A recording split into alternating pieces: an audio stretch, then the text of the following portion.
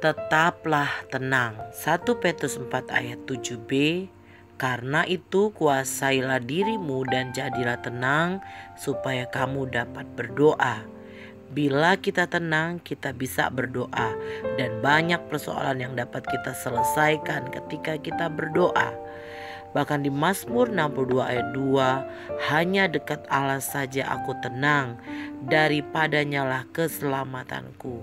Artinya, ketenangan hanya kita dapatkan ketika kita hidup dan tinggal dekat Tuhan. Kita baru memasuki beberapa bulan di tahun 2022. Sejuta angan dan harapan ada di benak setiap orang.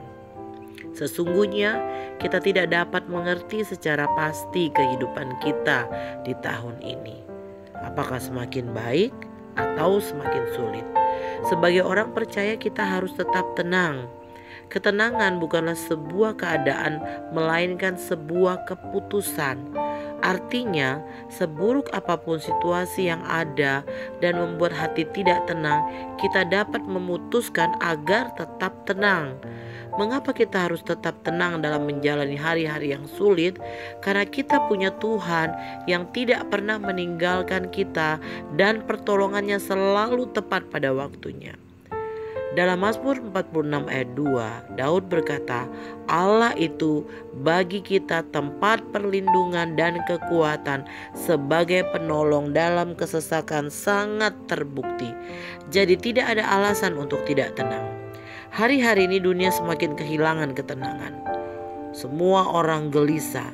Orang kaya gelisah, tidak tenang hidupnya karena memikirkan bagaimana cara menyimpan harta. Orang miskin tidak tenang karena hari-harinya dipenuhi oleh rasa khawatir bagaimana memenuhi kebutuhan hidupnya. Kunci untuk hidup tenang adalah memiliki penyerahan diri penuh kepada Tuhan. Dalam Yesaya 30 ayat 15 dikatakan, dengan bertobat dan tinggal diam, kamu akan diselamatkan. Dalam tinggal tenang dan percaya terletak kekuatanmu.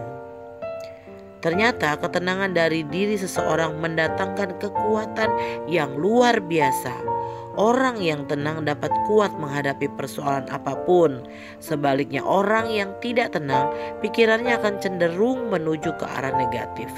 Banyak keputusan-keputusan yang salah atau keliru ketika kondisi hati kita sedang tidak tenang.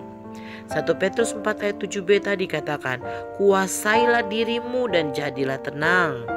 Bila kita tenang, kita bisa berdoa dan banyak persoalan yang kita selesaikan.